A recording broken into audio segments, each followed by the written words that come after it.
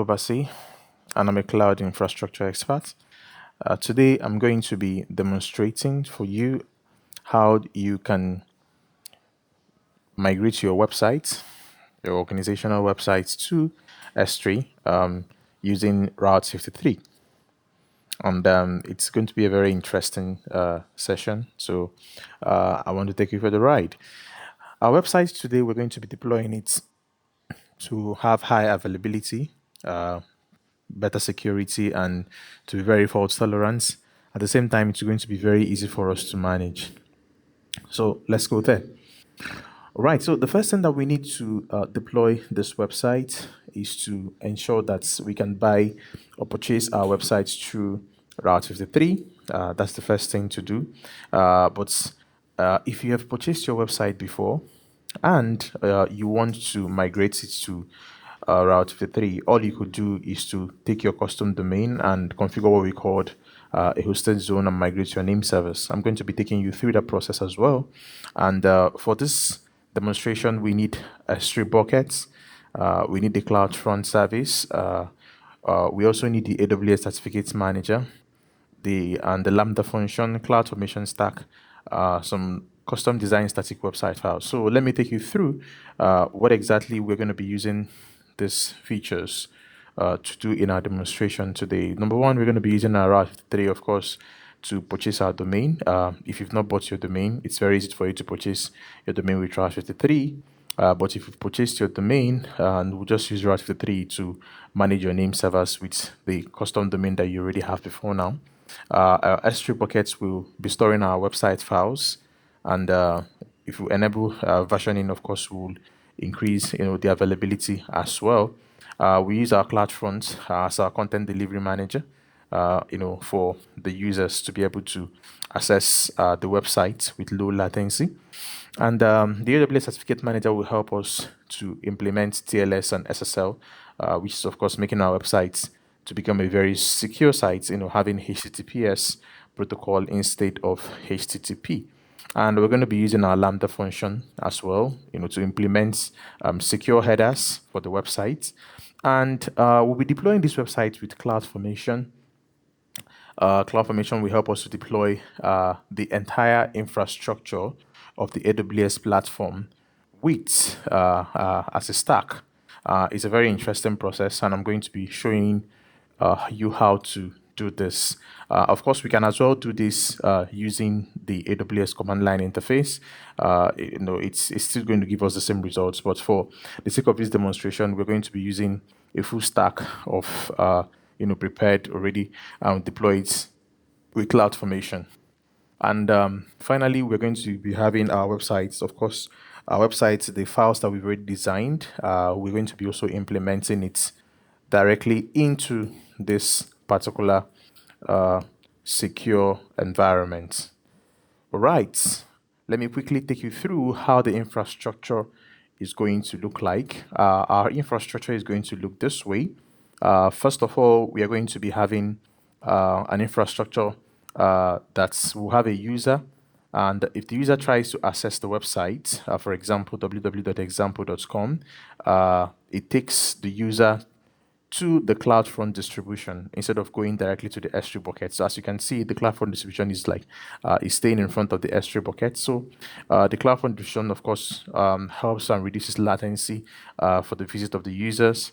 And from there, the object is requested, of course, which are the files in the S3 buckets in a particular region, or if you want to deploy, in the region that you selected.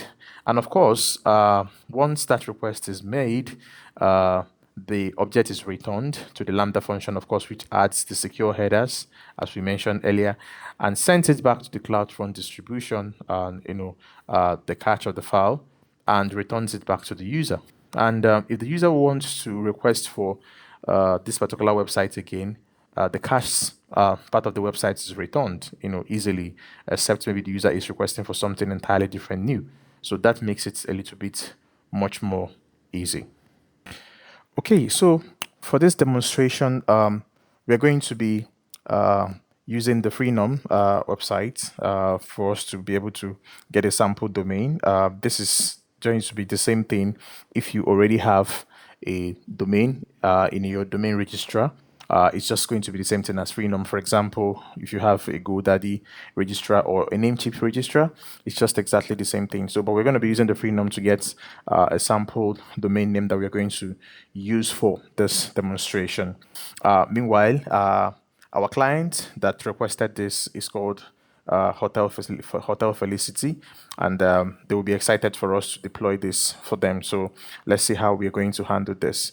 All right, so this is my Freenom account, and I will sign in definitely into my account.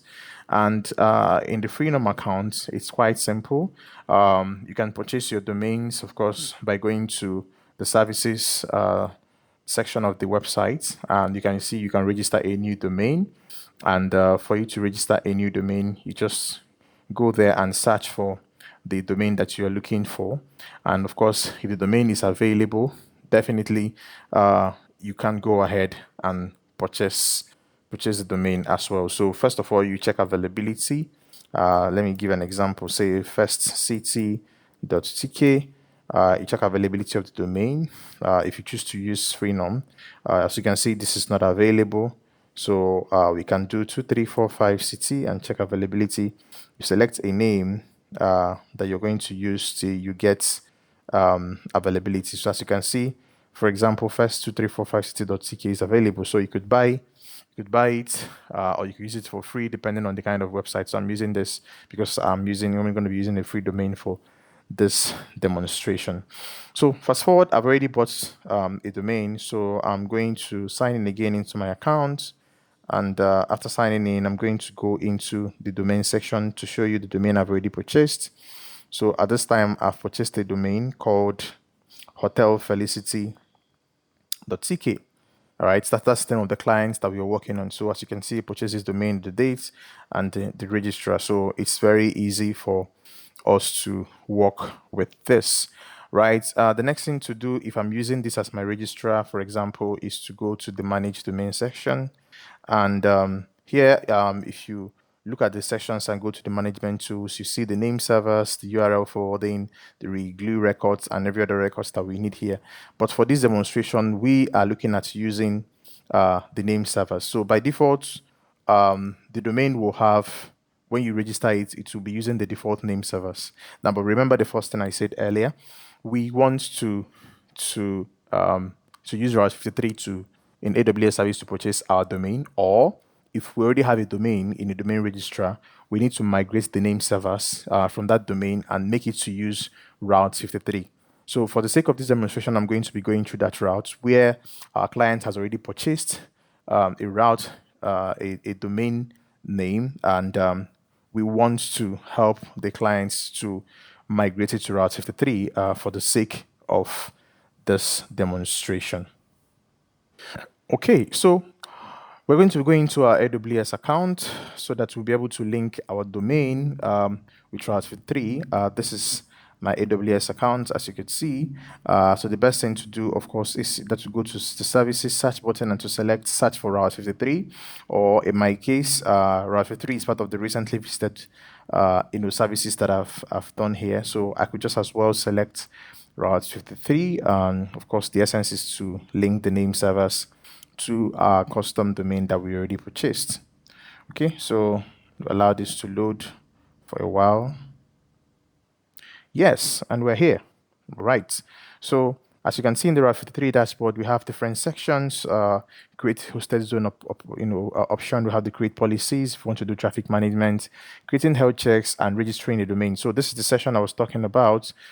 If you want to use Route 53 to buy your domain, just the same way I showed you how to purchase a domain on the Freenom registrar website. You can as well, if you don't have a domain for the first time, just use Route 53 to register for a domain. Of course, you search for an available domain and you proceed to buy. So, but in our situation, we already have a domain, but all we need to do is to link it to Route 53. So it becomes a Route 53 managed domain at this time. Now, how do we do that? We need to create a hosted zone. So that's the process to do that. Since we are not registering any domain, we need to create a hosted zone. So I'll be clicking on the create hosted zone option, and let us see the option that comes up. Right, so as you can see, it gives us the option of giving some details.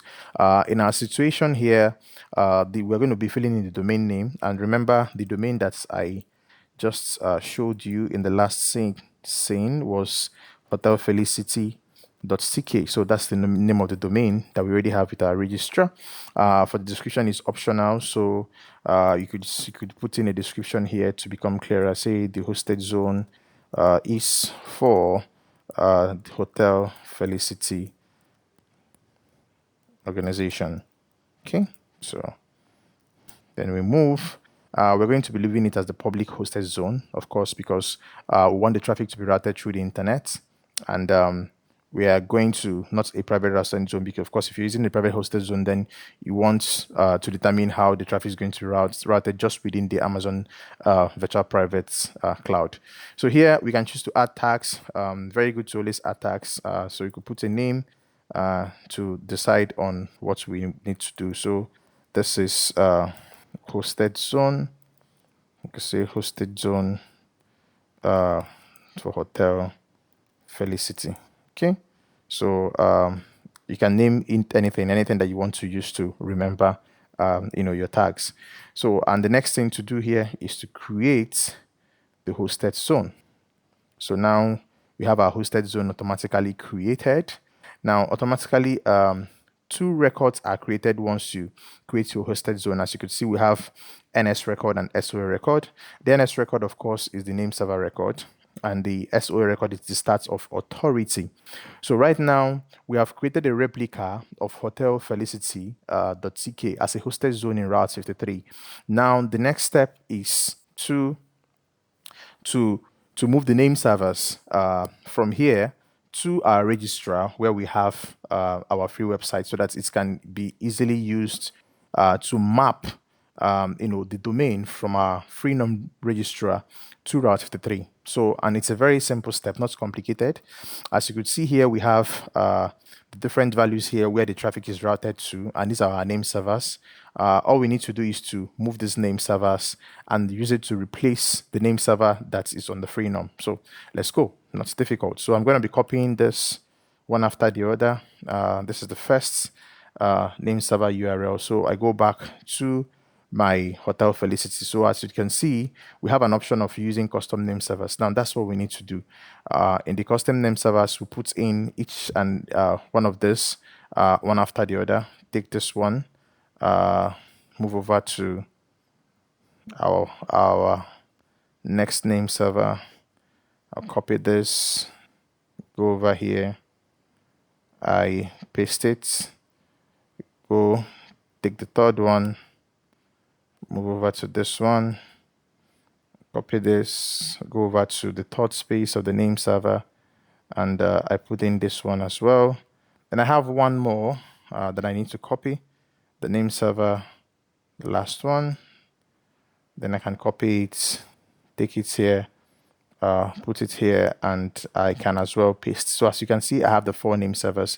And the next thing to do, of course, is to click on change name servers for it to propagate, right? Freenom might sign me out. Of course, it's set to sign out every few seconds. So of course, okay, they didn't sign me out now. So if you go to name servers, you could see that the 4 name servers that I've added from Route 53 from the hosted zone is already here. So of course, it will begin to propagate to Route 53 at this particular point in time. Now, we don't need to create a sort of authority record. So this is the only details we need for this particular process. Okay, so the next thing that we need to do, as you can look at our steps after implementing the Route 53 custom domain, is to, of course, create our S3 buckets where we're going to be having the website, implement CloudFront, implement our Certificate Manager, and the Lambda function. Now, this next 4 steps, we're going not to be doing them one after the other. Rather, we're going to be using CloudFormation to implement this. Very, very important. So, of course, in this, we need, different things to be able to implement these resources. But rather than implementing them one after the other, I've decided to use a particular CloudFormation stack to implement this, and it's going to be very, very simple. So I'm going to be pulling up the content of my CloudFormation stack so that we can look at it together. Now, the stack at this time is created with a YAML file, as you can see, and of course, the YAML file has all the details of the first four things that I mentioned. So if you look at it, of course, we started off with the metadata, and metadata has its details, with this domain and the subdomain, and the domain name.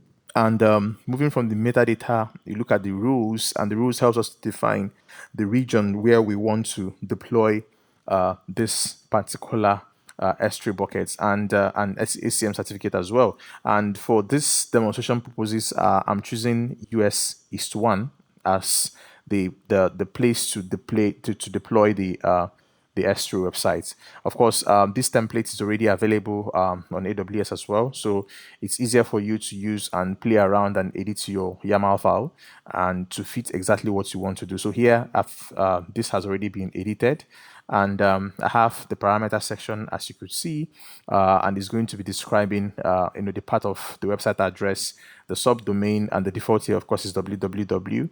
And also it describes the hosted zone ID. I'm going to be showing you where you're going to be getting the hosted zone ID. It's going to also describe the website address, which is of course the subdomain. For example, example.com. In our case, it's hotelfelicity.com. This, just to mention that this YAML file is going to be deploying with a default file in the S3 buckets, and what we're going to do is at the end of the day we'll just remove the files deployed by the template and replace it with our own files. So just quite very, very, very easy. Now, the CloudFormation stack we're going to be using is a URL already built for a secure static website. So we're going to be making the work easy by deploying and using this particular URL as our CloudFormation stack. So it will help us instead of to begin to create all the objects. So it's already a full stack here. And as you can also see, the function here is going to be getting the ACM certificate stack. As I mentioned earlier, that the ACM certificate stack is going to help us to,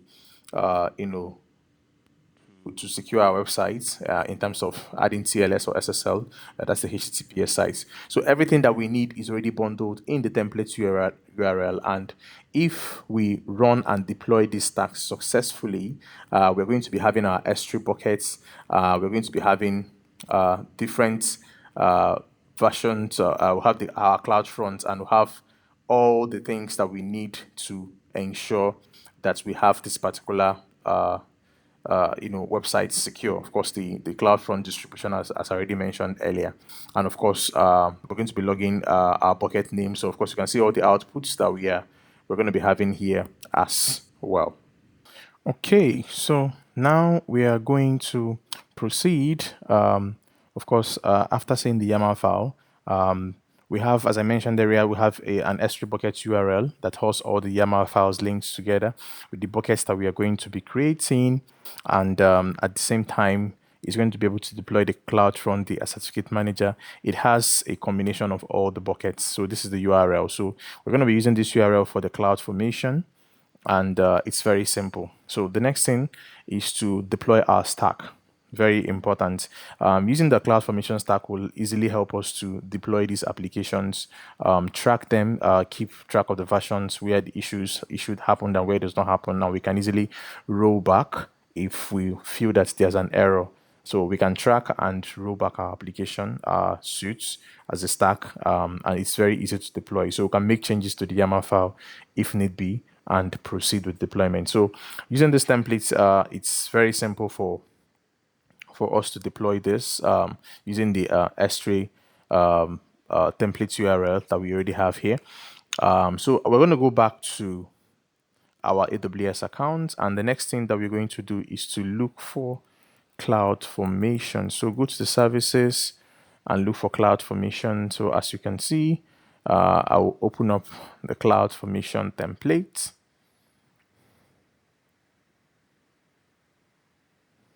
And while I'm opening up the cloud, you can see that, of course, I'm deploying this in US East 1 region. So if you open up your CloudFormation for the first time, it's going to be requesting for you to create a stack. So you can create a stack by selecting different options. Is that you're going to be using the sample templates, or you want to use a template file that you built. For example, in this case, it could be a YAML file or a JSON file. Or in my case, I want to use an Amazon S3 URL as mentioned earlier. So I'm going to be pasting this URL here, and it has all the details of my YAML file and the resources I want to deploy. All right, so once I paste this here, the next thing, I'll click on next, and then the next, I'm supposed to select a stack name. Okay, so I'm going to be going back a little bit to this to show you how to implement this in a little bit faster. Go back to the CloudFormation again. Right, so the link that I have for the templates definitely is going to help me automatically go directly to the creation of the stack. So as you can see, it's an option that you can also use. This is a template. Most times, just to mention here that most times, a couple of things that you want to work on are already in the Amazon CloudFormation template. So all you need to do is to download the templates, modify them as suits your implementation, and you can go ahead and deploy. All right, so here I'm using a template here that, of course, deploys secure static websites, and I'll click on next. As you can see, the template I'm using currently usually has a name, a stack name, so I might not need to edit it, except I want to edit it. The next one is to have a subdomain, which is www. This is what is requesting here. And the third option here is the domain name. Here we need to put in Hotel Felicity .ck, if you can remember the domain that we bought. So put in hotelfelicity.tk, and for the create apex, we can say no. And for the zone ID, I'm going to be showing you how to get the zone ID. The last time we created a hosted zone, if you could remember, and in the hosted zone section, you see clearly the zone ID. How do we access the hosted zone? Of course, go to Route 53, which is where we created the hosted zone for our Hotel Felicity domain. And once we go there, we can see we have one hosted zone. If we select it and go to the hosted zone, hotelfelicity.ck, you could see the hosted zone ID. So you can as well copy the hosted zone ID from here. That's option one. If you want, copy it from here, or you open the hotelfelicity.ck and you go to the hosted zone details and expand it. You could as well see the same hosted zone ID. So either ways, we need to pick up our hosted zone ID here for our implementation. So we'll go back to our stack section of the CloudFormation and paste the hosted zone ID here. All right. So the next option is to click next. And of course, we need to configure our stack options. We can choose to select a key and say, hey, name. Here, of course, we can choose whatever we want to do. So we can say Hotel Felicity stack. Okay, so we don't need to change the IAM role name. It's optional at this time, but this particular option is extremely important. Now, selecting this option gives us the ability to roll back all stack resources in case there is a failure. Sometimes when you deploy your CloudFormation stack, you might encounter a failure, and it's easier for you to roll back. But of course, if you don't want to roll back, you can use an option that will allow you to deploy, and you can look at the log files and you can check what the error is to make the corrections. Right, so for the sake of this demonstration, we'll check. We're not going to be changing the stack policy. Remember, we're using a template, so a lot of things are already configured. So we just move to the next page. Here we have a stack distribution, of course, on the name. If you want to estimate the cost here, you can estimate the cost. And definitely, we move over to the template URL. So we can review what we have here. So you can see the parameters. Create Apex is no, domain name is correct. So later Hotel Felicity, which is the one we're using as our custom domain name, will have the hosted zone ID and the subdomain. All right.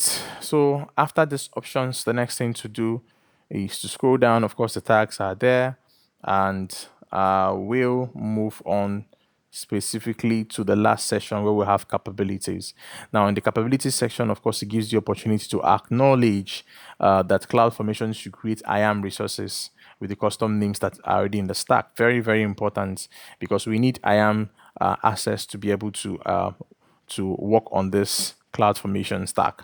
So here, all we just need to do is to select I acknowledge here in this option. Second one, I acknowledge again. That's the CloudFormation will require to use the auto expand feature. Then we will go ahead and click on create a stack. Now, the creation of the stack, as you see, once you click on this, is going to show create in progress. This is going to take some several minutes, so I'm going to be pausing this video, and we're going to come back immediately. We have the creates in progress change to create complete. So, but while you are expecting this create in progress, if you want to see what exactly is happening, you could check the resources session, and you could see that it is creating 3 different stacks. Of course, these stacks are different stacks regarding the templates. So we have the ACM certificate stack, of course, being called by the main stack. We have the custom resource stack as well. So all these stacks are created to be deployed. So you can see all of them are in progress. If you come back to events, you could see it is creating each and every one of the stacks, and this is the main stack. So the main stack is the mother stack, and the other stacks are the children stacks, also linked and being called in the main stack. So waiting for the stack information, creating progress. I'm going to be pausing the video. It's going to take several minutes to deploy, and I'll come back once this is fully deployed. All right, as you can see, the status of the CloudFormation session is showing create complete. So finally, we're able to deploy the full stack. Now, if you want to see all my YAML files and children YAML sessions, you could see the event and the resources. You could see these are the 3 major stacks that I created. One was for the ACM certificates. The other one was for the CloudFront stack. Of course, this contained the S3 buckets. And we had the custom resource stack as well. So these 3 stacks, of course, were linked to the main YAML file that I have. So you could see that the 3 of them are nested. So there's a call from the main YAML file template to each of these ones. So they all depend on each other. So that's why you're seeing, the nested loop here, of course. So right now, what this means is that I've been able to successfully deploy my CloudFormation stack, and it should be able to give me the basic website files that I have in the stacks. So in the stacks here, I had some sample 404 HTML error files, and I also have a sample website that should be deployed once I'm able to successfully clean up this particular stack.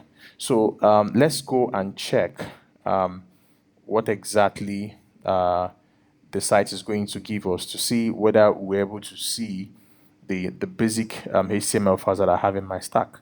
So I'm going to be opening a page, and we're going to be typing hotelfelicity.tk, and let's see whether it loads anything. Great. So you can see we have a small HTML site that says I'm a static website, and great, here's the link to another page, and that means our stack is working. So, but of course, my stack has a sample website, but right now, my Hotel Felicity client already has their own website. Now, I need to transfer the content of their website to this particular S3 bucket in my AWS account for me to be able to see this. So I'm going to guide you through that as well. All right, so we're going to go to our S3 bucket. We'll go to services and type in S3. Let's see the S3 buckets, of course, that was part of the stack that I created. So I could just go as well and click on buckets from the top features. and it's going to load to show me the buckets. Now we're going to be seeing more than one bucket here, one for the logs and one for the root file. That is the way my stack was created. And so it's very important to identify the difference between the buckets so that we can place our files in the right place. And yes, now we have our buckets. As you can see, the first one is the Amazon CloudFront bucket. We have the bucket logs. Then this is one of the old buckets I created. As you can see, the buckets and objects are not public. But for these two buckets that was created by the CloudFormation stack, it was programmed to be public so that we can be able to have access to it. But remember, in my infrastructure, that what we have is the CloudFront in front of the buckets. So whatever request that is being made by the customer or that is going to access the website definitely hits the CloudFront first, helps him reduce the latency, direct them to the closest it location before it gets down to pull the files from the S3 bucket. So let me go back to this. And as I mentioned earlier, we have two buckets created by this. The first one is the root bucket. As you could see, the second one is logs bucket. So very important for us to replace our files in the root bucket. So let's take a look at the root bucket and find out. Okay, great. So in the root bucket, you can see from my YAML file, I have opportunity of having this created these 434.html files to capture errors, different kinds of errors. Then we'll have the CSS and the HTML files as well. So these are the files that are displaying as my sample website. Right now, I will need to delete these files. So I could leave my error files to be able to capture different errors. And I'll delete the CSS and the HTML files and the text file and delete. Right, it's asking me to permanently delete, so I had to type permanently delete. And once I do that, I have opportunity of deleting the objects. Doesn't take some time, and all the objects are deleted. So the next thing is to move my file into my website file for Hotel Felicity. So now this is the website file designed by Hotel Felicity. So as you could see, their own CSS, of course, index.file, JavaScript, and images file. So all I need to do is to move this file. So I'm going to be using an option of drag and drop, to be easy to move the file. So I'll just drag this into my bucket, and it's going to prepare the files and load. So we'll have all my files here loaded, and the next thing for me to do is to upload. So I'll upload my files. It's going to take some time to upload. Okay, you can see trying to upload the files one after the other. 6%. Okay.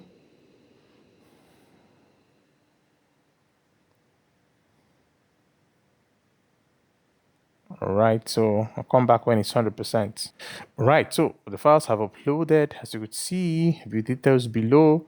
So if I click on close, I could have the opportunity of seeing my entire bucket. Of course, this time around with my new CSS file, images file, index.html file, and JavaScript file. So right now I do have these files. Now what is going to happen? The website is going to take some time to refresh the contents of our new websites. Last time we checked, we had a sample website. So if we give it like a couple of minutes, if we want, if we go back to our hotel Felicity domain, we're just going to be seeing the content of the new websites this time around, not the old website. So let's try and see whether it has propagated. So the last time, this is what we have, hotelfelicity.ck. So I'm going to type this one more time, and let's see whether it has refreshed the new sites. Okay, so we're still having this. So I'm going to give it some time to refresh and get the new site. Maybe just give it a couple of minutes or two, then we'll come back and try it again. You can as well use the procedure of invalidating the file, but that's quite a long process. Maybe you don't want to use to be able to remove the cache. Don't forget that we were using a CloudFront.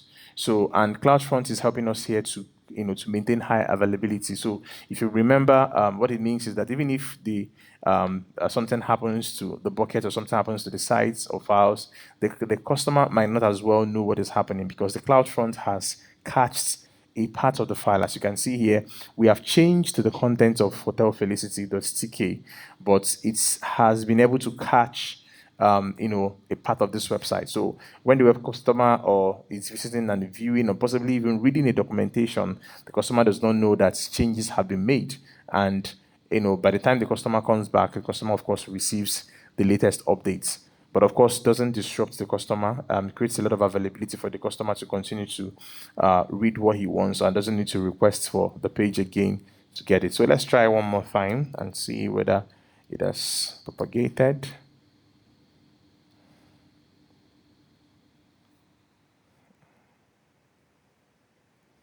Okay, so I think just give it a couple of minutes and try again.